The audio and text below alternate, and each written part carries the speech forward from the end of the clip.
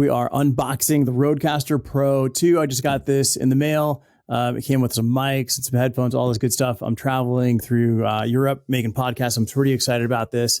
I want to go ahead and unpack this because I started to open it up because I wanted to get started plugging it in and using it. But as soon as I slid this sleeve off, I knew this box was special. So we're going to dig into this box, go through every single step, and try to do this really quick. You got a sleeve. You got a 4-color sleeve. You can see here, it's like 4-color printed. The Pro 2 section, that's a foil stamp. And it's a nice deboss. And actually some of those little detailed copy pieces here are also in a foil stamp, which are pretty nice. You got a pretty heavyweight sleeve. It's about a 350 GSM paperboard that's laminated as well. It gives it a nice smooth finish, but it makes it not recyclable with paper. Then on the inside, like this, I really love this. It's one color, black. There's no special treatments anywhere on here. Just a black line art of the piece of equipment that you're getting, right? And then on the top, you've got like some detailed little icons. On the back, you've got all the information in terms of like what you need. But here's the cool part. You ready for this? When you open this box up, right, it seems like a standard shipping box. You open this up and they've actually folded the outer panel in. So you have a nice, smooth, laminated finish on the inside for all the copy. This does two things. One is you're only printing on the exterior, even though this is on the interior. When this folds out, it's part of the outside of the box. It means it's going to be a little bit cheaper, but you also have some extra flap here on the material that would potentially be used for other components. Or would be waste, right? So you have to kind of look at your die line and determine if this is going to be waste or if it's actually going to be useful. All right, so it's folded over. There's a flap on this and it comes in, and that's where the glue happens. You lean it back. That's pretty cool. Then on this topper, this component here that introduces you into the pack, you've got arrows to the front and you've got arrows to the back. And what these are telling you is that something's going on, right? Now, I wanted to jump right in and open this thing up, but all of a sudden I realized that this front comes down. It's a nice drawbridge front, which means anything that I want to slide out, I can, right? So I can pull this down and pull out whatever's in here. But there's an arrow to the back as well. And what that's allowing me to do is I got a reverse drawbridge happening there as well. And I can drop this down and pull out whatever is inside. So pretty cool on both counts. I can lift this piece up, revealing the product inside of its poly bag. But this one feels a little bit heavy to me. And, you know, there's arrows on both sides. It doesn't really tell you what's going on in here, but there's something in here. So you can lift this. There's a lot of what is called origami, right? It's a lot of corrugated origami happening to create these pieces. You know, and then you've got a cable, right? This cable could go somewhere else. So from a user experience, so far, I love what's happening. It's got this layered experience where you've got the outer box, you open it up, you've got messaging on the interior lid, then you've got messaging on the topper. So you've got a complete branding experience. You've got these components that drop down to reveal the product inside. It makes it super user-friendly. And then you've got your product, right? You can pull your product out. Super cool. And then you've got your insert inside of the box. This looks like it's got a piece here. Yep. So this comes out. It's just a corrugated tuck box, all made by the same material. Looks like an E-flute. This comes out. I've got all my cables inside of here. Honestly,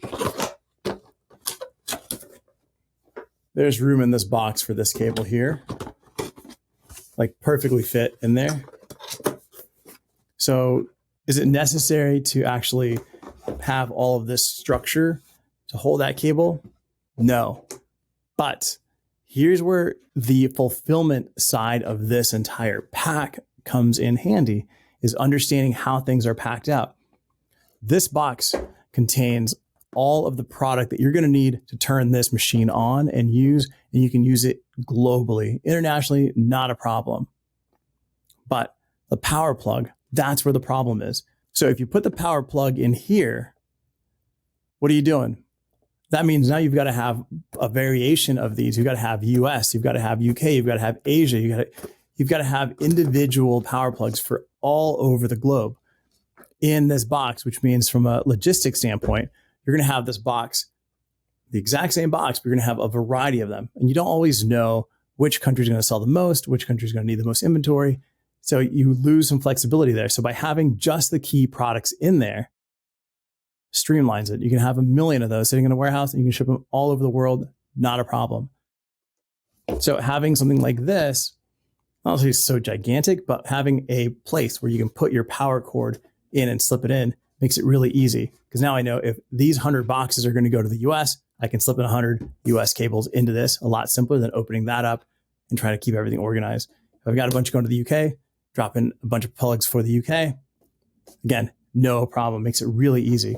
These are things that you have to consider as a packaging designer is if you're trying to organize the product in here is where are you going to find the most efficient way to actually build out this system so that it works across the globe? Because if you're just focused on the country you're living in, you're missing out on a huge portion of what's possible, right? But overall, like this from a user experience unboxing it's great. You've got messaging on the outside. You've got color. I know what I'm doing. I know what I'm getting. Slide that off. I've got a really basic one color box on the inside. I open up. I've got branding messaging here, education in terms of like how to open the box. So do it. Remove that. I've got product. I've got all these slide outs, all my cables, everything's super organized. Great unboxing experience. Now, let's take a look at it from a sustainability standpoint. Hey, I want to take a quick second to tell you about the sponsors of this podcast. If you need to buy packaging, if you're looking for luxury retail packaging for your brand, you need to talk to idpdirect.com. They are the makers of the packaging. They own their manufacturing. They own all their factories, and they handle all the logistics for your brand. Check them out, idpdirect.com. The other sponsor for the podcast is specwrite.com. If you're a large brand, you've got hundreds of SKUs, and you need to manage all of your packaging and understand the specifications of all of your packaging so that you can place new orders, control your entire supply chain. Check out specwrite.com. These guys are doing amazing stuff with AI and streamlining your supply chain. If you're on the design side and you want to learn how to design, or you want to design online without having to download and learn how to do engineering and everything, check out packdora.com. Packdora.com, you go there, you can download die lines for all sorts of boxes that have been tested. You can type in the exact dimensions of the box you want. They'll populate a new die line specifically for your project and pick the materials. It'll change the die lines. Pick the construction. It'll change the die lines. And then once you've laid everything out and it's production ready, you can actually click and select other types of packs and sizes, and it will, using AI, apply that same design across a variety of different packs. That's one feature that is coming. It should be out soon, but definitely keep an eye on packdora.com before those prices go up when they deploy this new system. Check them out, packdora.com, specwrite.com, idpdirect.com. Let's get back to the show. All right, so from a sustainability standpoint, you've got your sleeve, which is, again, it's like a 350 GSM board, like an ivory board. I can't really tell what material this is, but it has a matte lamination on the outside. Can matte laminated paper be recycled? Yes, it can be recycled, but it's going to go to mixed. When it goes to mixed, that means it's paper, plastic, combination of different materials. It's going to be downcycled. It's not going to be recycled into paper. It just gets downcycled into something that's going to be used for construction or some level of basically not coming back as a box. Is that a bad thing? I don't know, right? So if this turns into insulation has been in my walls for 30 years. So it hasn't been recycled and reprocessed continually and downcycled. So it's like a one-time thing, right? So it depends on where you fall and how you want to tell that sustainability story. Is matte lamination great? Probably not. Is there a better way to do it? You can do just an uncoated sheet, but you're going to get dirt on it. You're not going to be able to wipe it off. You're going to get scuffs. There's a lot of different things that happen. Sometimes you're going to get cracking on the edges. So that's why a lot of brands still do matte lamination. It protects the packaging, which is what we want as consumers to look good. So if we want things to change, as consumers, we need to change what we are expecting. Now, this box uses like an E-flute corrugate, which is a really thin corrugate. You can see on the front here, it's super thin and flimsy. But what they've done is they've doubled this over. So they're using more E-flute in order to get smooth corners. So there's no raw edges, right? And this may or may not be important. This particular product retails for about $1,000, $800 to $1,000. Having these smooth corners does feel a little bit more luxe. But, could they have replaced this with a B flute? Probably. Would they have used a smaller amount of the material from the sheet? More than likely. But then on the front end, they don't fold this over. So you don't have so you do have a raw edge. You don't have a nice clean interior here. These flaps on the side do have a fold over. So again, they're using more material for these flaps, but they're not doing it for the front flaps. They're not doing it for these closure flaps. So pretty interesting. This insert here, like we said, it is pretty large. If we open this up, unlock all these panels, this is a giant piece of board. It is serving a purpose of locking the product down, but could you do it in a smarter, smaller footprint? Absolutely. Hands down. Like this, you could probably pack the entire product in this amount of board. So that is a lot of board to be using for just one small component. You've got your poly bag that's wrapping this product. Every single brand wants to know how to get rid of this poly bag in their supply chain. The truth is, there's no way to get rid of it. There's no way to get rid of it. Not today. There's Vela paper from Seaman Paper. They are a paper, like a tissue paper bag that goes over your product. And what happens is it tears, it rips. It's not completely see-through, so you can't see the product inside. So you might pull the wrong product. You might pull the wrong color. So there's a different amount of reasons as to why you would want to stay with this. It keeps your product dry, keeps it dust-free.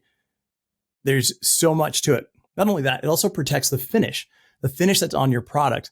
All right, so if you've got like a matte finish or a satin finish on your product and you wrap it with paper, that paper, no matter how smooth it is going to be like sandpaper across a nice finish. So by the time it gets to me as a consumer, it's going to be scuffed up and it's not going to be a clean presentation. It's not going to feel like something that I want to purchase. Then on the interior here, we do have this box. We've kind of talked about this box. This box is pretty slim. You can probably make it even a little bit smaller if you wanted to. You might cut about 1/8 of that amount of board out of the entire equation. Then there's this insert on the bottom. This is the one that folds down. It's nice because it does fold flat. So from a storage perspective, from a sustainability perspective of storage, if all of this stuff folds and ships and stores flat, that's amazing, right? Because all you gotta do is now assemble it. You're not storing air. But typically this is gonna go and be shipped to the manufacturer of this product, who will then pack everything out. So from production of box to the manufacturer of the goods, it's usually not a long distance. They're usually pretty close. So how much are you actually saving? Probably not as much as it sounds like you would be. But this piece here, you've got your panel on the top here. It folds over, folds down, it glues in here. Then you've got your side flaps here that fold out, fold up, over, and glue. If you were to lay this thing out, it gets to be pretty big as well, almost as big as the previous piece that we laid out. I do see a purpose for it. It does create this little platform for your cords and everything to be hidden nicely. This isn't terrible. I think this is a really nice feature, actually. So something, you can possibly cut it back, but I don't know that it's worth it. Then to the interior of this box, again, this folds up, folds down. You're going to have to do that because you need the rigidity on the side wall here in order for this box not to crush. You also need to create these slits on the front edge in order for this male component to slip into. They did a nice little die cut on the side here, which is going to allow that piece to slip in a little easier. Same thing on the back. They've glued it in here, which is going to keep a nice clean finish on the exterior. You're not going to have those die cut holes on the back with the pop outs from these panels that fold in. That's going to keep your dust out and keep your product clean. So again, from a sustainability perspective, there's definitely a lot of things that can be done better, but this is pretty cool, right? I think this is a really nice box material. I think they've done a great job in choosing the matte lamination, only because as consumers, that's the expectation. If we change our expectations as consumers, if we're okay for our box to show up that might be white, but it has fingerprints and scuff marks because it's been through transit from who knows how many different countries in order to get to my house, that's fine. But if I'm not going to accept something that looks a little dingy and dusty and dirty on the outside, doing its job of protecting the product inside, the brands have no choice but to use a matte lamination in order to protect the packaging from the elements in order for me to feel good about the purchase that I made. So if you want to be more sustainable, you need to look at the big picture, and you have to educate your consumers that the packaging is there to protect the product. The packaging doesn't need added materials that are going to make it less sustainable in order to protect the packaging. Consumers shouldn't care about the quality of the packaging when it arrives at their home, as long as the product is fine. So Rodecaster Pro, are they going to get 2 thumbs up or 1 up, 1 down? I'm going to give these guys 2 thumbs up. This is awesome. This pack is awesome. They did as minimal as possible in order to deliver a great experience. The one part where I'm still iffy is that internal angled tray using so much material, but overall, really nice. They could upgrade to a B flute, have less folds in this thing, and protect the product equally as well. One more reason that people go from a B flute to an E flute is the fact that you don't get all those little lines on the outside of your box. B flute's going to have a bigger wave, more lines in there, and that's going to become visible. It doesn't feel as pristine as a nice, clean finish. So that's part of the reason why they did that. It might be one of the reasons that you want to do that. But if you're interested in buying corrugated boxes, corrugated packaging, you're not sure where to go, put it in the comments. Let me know what you think. Before I forget, you've watched this, so you're part of the Packaging Pact. And the Packaging Pact is that you are going to pay me for watching and learning by clicking subscribe. That's the pact that we've made. I'm going to teach you everything I know about packaging. I'm going to break down packaging so that you can learn and become a better designer, a better brand, a better marketer. Anything that you can take from packaging to actually build your business, I'm going to try to give you as much of that as possible. But you have to pay me in subscriptions. Like, comment, let me know what you think.